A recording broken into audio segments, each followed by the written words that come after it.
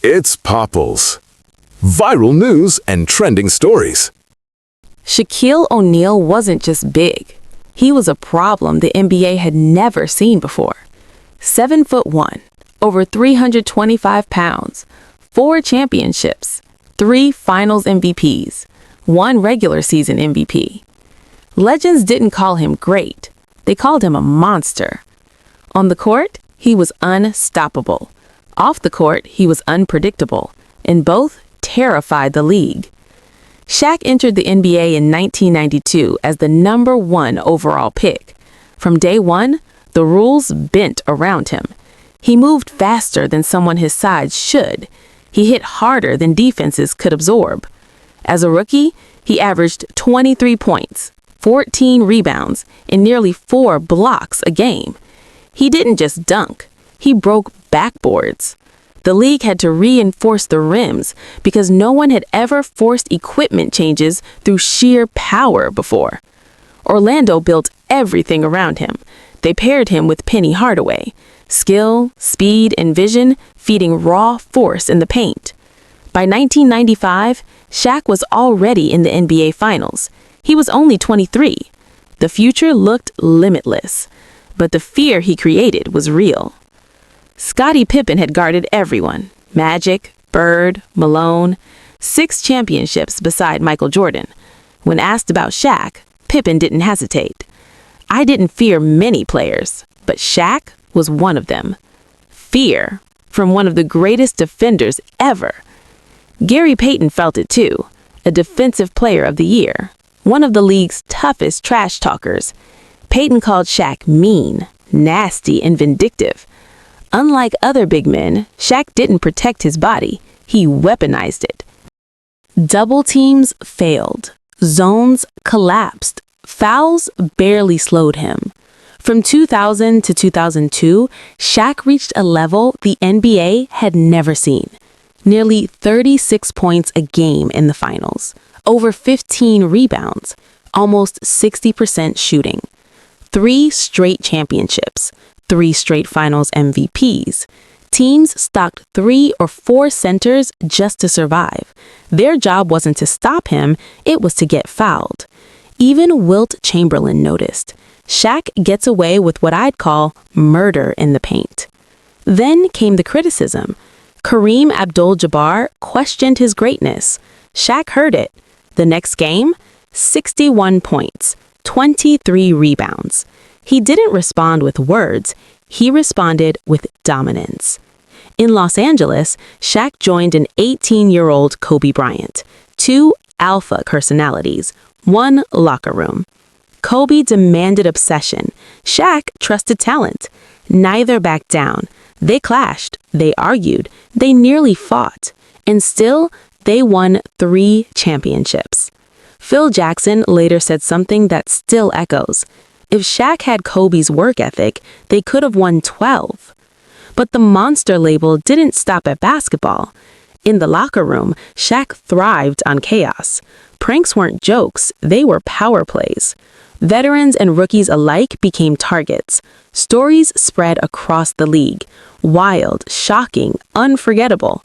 Shaq wasn't just the most dominant force on the court, he was unavoidable everywhere else too.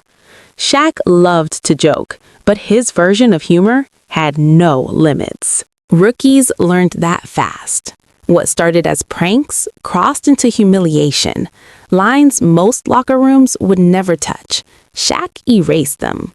According to teammates, he once used a bucket as a toilet for days. Then, without warning, he dumped it on unsuspecting rookies in the bathroom.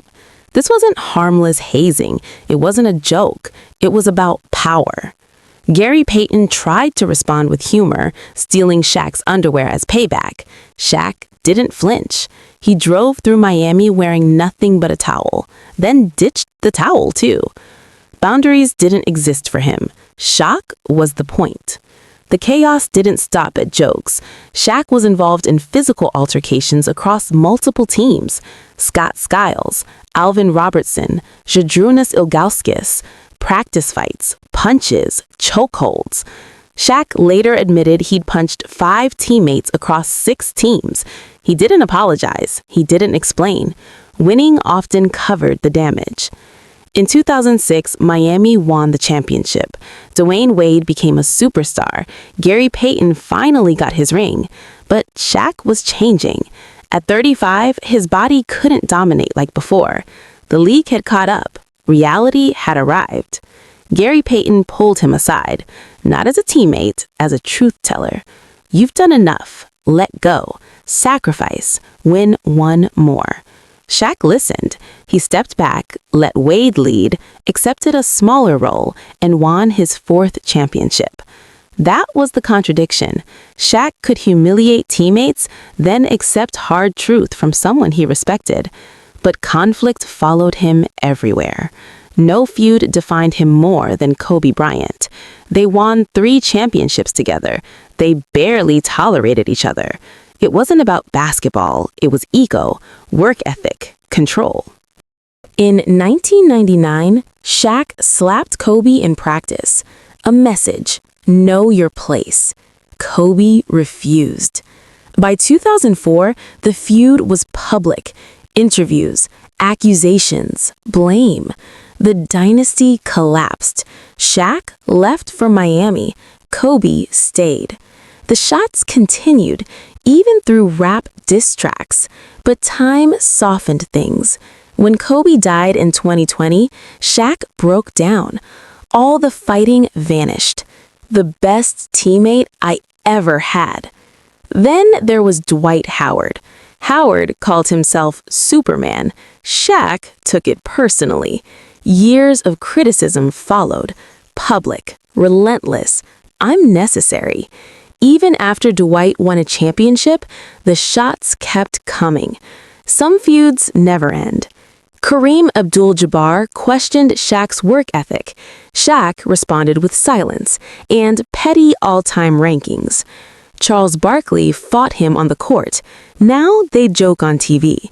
Some battles cooled, others never did. Shaquille O'Neal demanded respect, but often struggled to give it. He was dominant, brilliant, unforgettable, and impossible to ignore.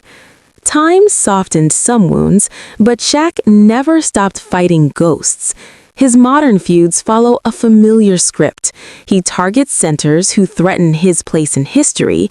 He questions their toughness, their era, their greatness. Rudy Gobert, Joel Embiid, Nikola Jokic, Victor Wembanyama. Different styles, different eras, same response. Shaq dismisses their awards, mocks their dominance, suggests they wouldn't survive his time. Critics say it's insecurity. That versatile big men challenge the idea that brute force is the only path to greatness. Because Jokic doesn't overpower defenders, he outthinks them. And that threatens the myth. Shaq has always needed enemies. Conflict fueled him. Doubt sharpened him. During his career, feuds made him better. After retirement, they keep him relevant. But one question still shadows his legacy. What if he had worked harder? Phil Jackson believes the answer is uncomfortable. 12 championships. Maybe 13. Jackson coached Jordan. He coached Kobe. He knows what obsession looks like. Shaq didn't share it. He arrived to camps out of shape, used the season to play himself into condition, treated summers like vacations. The Lakers allowed it, because when the playoffs came, Shaq delivered. But the cost remains debated. Free throws, injuries, conditioning, problems he could have fixed, problems he chose not to. Hack-a-Shaq existed for a reason. So did delayed surgeries. So did fadeaway jumpers when dominance was available. Gary Payton saw it. Every mismatch was food. Every smaller defender, barbecue chicken. Sometimes Shaq feasted. Sometimes he settled. Shaq later admitted it himself. He chased contracts, protected status, resisted stepping aside. Most athletes deny their flaws. Shaq acknowledged his and refused to change. That's where the Kobe feud truly lived. Kobe demanded obsession. Shaq believed talent was enough. No work, no reward. Two philosophies, one dynasty. The result is two versions of Shaq's legacy. By achievement, he's undeniable. 4 championships, 15 All-Star selections, finals dominance unmatched by any center. By potential, he's frustrating. He could have been the greatest ever. Instead, he chose to be great. Comfort over excellence, ease over obsession. It didn't stop championships. It may have stopped more. Shaq retired in 2011, but he never left basketball. Inside the NBA gave him a new stage, new debates, new feuds, same presence. His legacy is permanent. Top 10 all-time, NBA's 75th anniversary team, statues, retired jerseys in 3 cities. The numbers confirm it. The opponents already knew it. He changed the center position forever, forced rule changes, invented defensive strategies. The league reinforced equipment because of him. And beyond basketball, the empire grew. Businesses, media, education. MBA, doctorate, philanthropy. The contradictions never stopped. The prankster who humiliated teammates. The mentor who uplifts kids. The critic of effort who avoided rehab. That's Shaq. A monster in the paint. A force in every room. A presence that demands adjustment. Scottie Pippen feared him. Gary Payton admired him. Kobe fought him. Phil Jackson managed him. Everyone had to adapt. Because the monster never retires. He just finds new arenas. 4 championships, 19 seasons, endless impact. NBA legends call Shaq a monster because they survived him, and the league is still shaped by his shadow. Don't forget to like and subscribe. Thank you.